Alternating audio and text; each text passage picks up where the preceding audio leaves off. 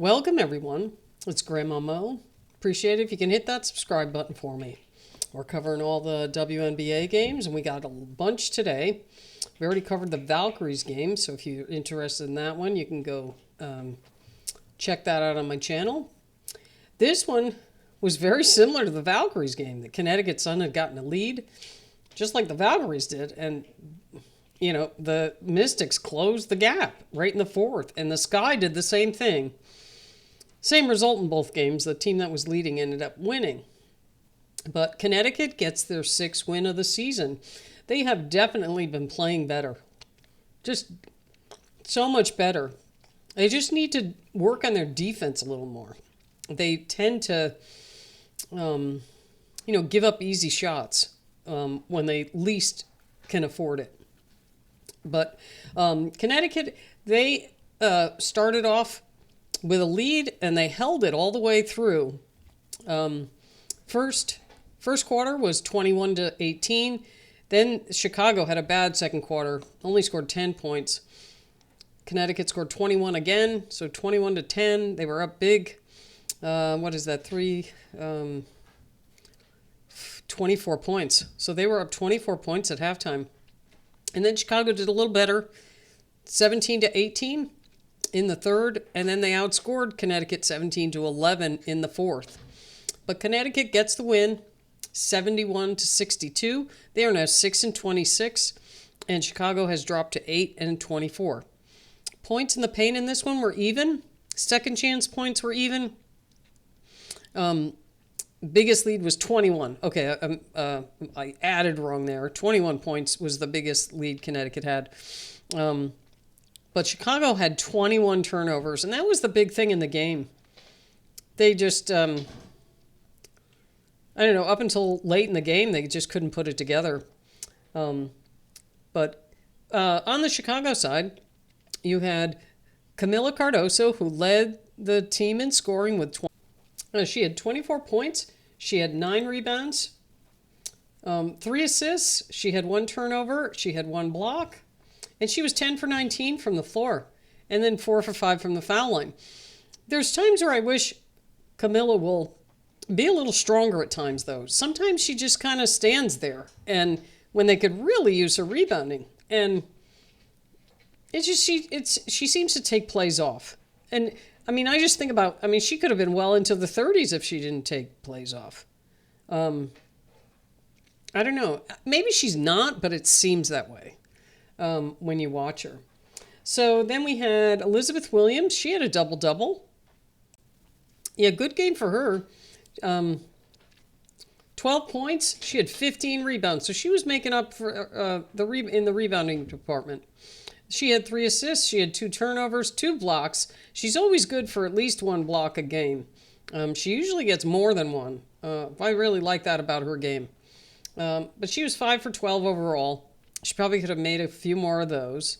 But, good game for Elizabeth Williams. It's got to be frustrating for her on this squad and losing as much as they've been losing. But the only other player in double figures was Rachel Banham. She had 10 points. She had 5 rebounds, 2 assists, 2 turnovers. She was 3 for 9. 3 for 8 from 3. In this game, they really needed her to hit threes, and she just...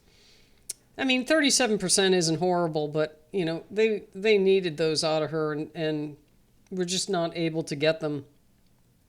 And, there were a number of things that contributed to Chicago losing this game, but they really needed the help there from Banham and Rebecca Allen. She didn't even score, but she was involved in a altercation. There was an altercation between Bria Hartley on Connecticut and her, and it blew up, and those 2 players got ejected, and then Ariel Atkins came in, and she hit the official, not on purpose, I'm assuming, but so the 3 players, it ended up slowing up the game. I think it was in the second quarter. It might have been in the first quarter. And all 3 players got ejected, and the game went on from there. But by then, Connecticut had already built a lead, and I'm sure that was disrupting to both teams. But you got to play on. So, no other player had more than 6 points. Onyenwene had 6. And then Kia Nurse had 5. She was 1 for 6 from 3. She's the other one that needs to hit those 3-pointers. Haley Van Lith didn't score. Rebecca Allen, of course, didn't score. She got ejected. And Maddie Westbeld didn't score either. She took a couple shots but didn't make them. Ariel Atkins, they were missing her. She got ejected. So 5 points. That's a lot of scoring they missed out of her. She was 2 for 3.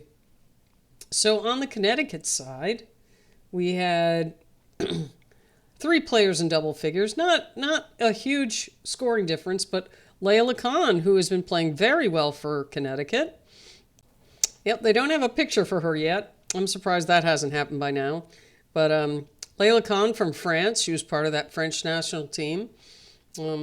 She's been playing really well. Better each game. She was 6 for 13, 1 for 3 from 3, 4 for 6 from the line. She had 17 points, 5 assists, 4 rebounds, 2 steals, and a turnover. So good game for her. A good rookie addition to the very young Connecticut Sun. So then you had Tina Charles. She had 15 points. She was 7 for 14 overall, 50%. She was also 50% from 3, 1 for 2. And she had 3 rebounds. She usually gets more than that. That's kind of low for her. But she had a block, and she also had a steal. So good game for Tina Charles. And then you had Marina Mabry. She had 10 points.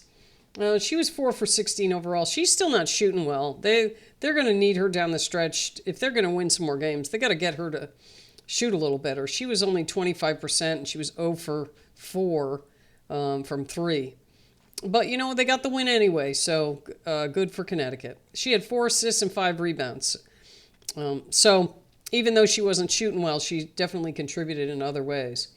And then we have Sonia Rivers and Anisha Morrow. These 2 rookies have been playing very well. Connecticut is they talk about the Mystics and how young they are, but Connecticut has a number of young players that, regardless of what happens with when the team gets sold, I guess it's not finalized that they're going to Boston. There's a team, I guess in the news, there was a group wanting to bring them to Houston to revive the Comets.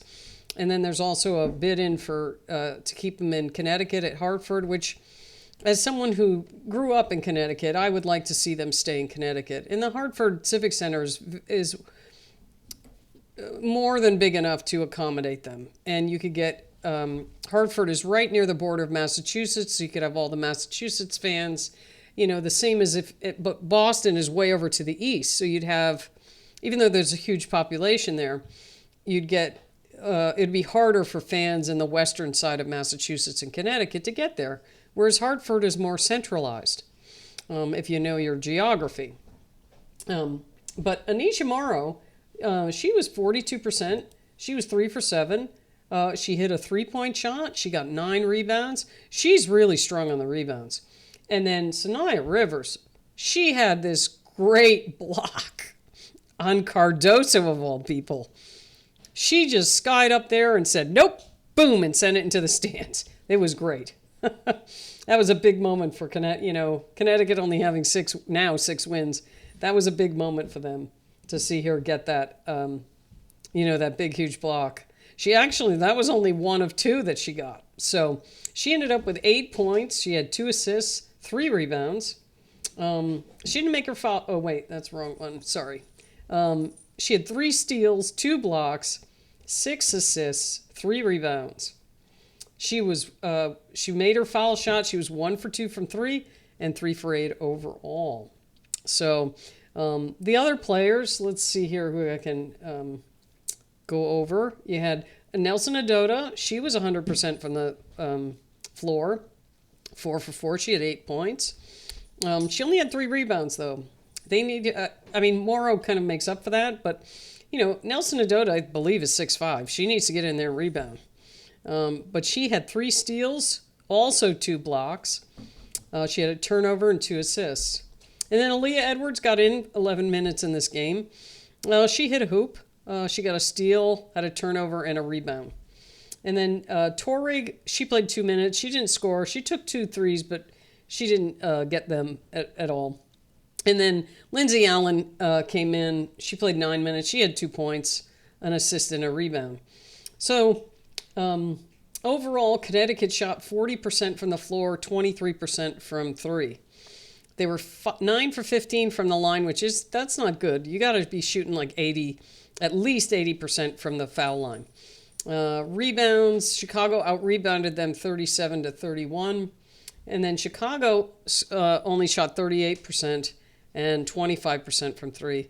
And they were a little better. They were 75% from the foul line. So, anyway, I mean, Connecticut had a lead, but, Chicago didn't give up. And the season that both of these teams are having, it's nice to see that both of them were fighting till the end. That's always good to see. You have players with a lot of pride, and, they want to win. So, anyway, that's it for this one. We got 2 more games. New York is playing Vegas. That ought to be a good one. I can't wait to watch that one. And then you have Atlanta. What was the other game? Let me see here. I was right. Atlanta and Seattle. So at this present time, the Atlanta game is just about at halftime, and Atlanta is beating Seattle 41 to 37. And then New York is up by 7 in the midway through the third quarter, 54 to 47. So, as a Valkyrie fan here in Northern California, we want the Aces to lose, because then we'll be tied with them in the loss column. So, and we're done playing them.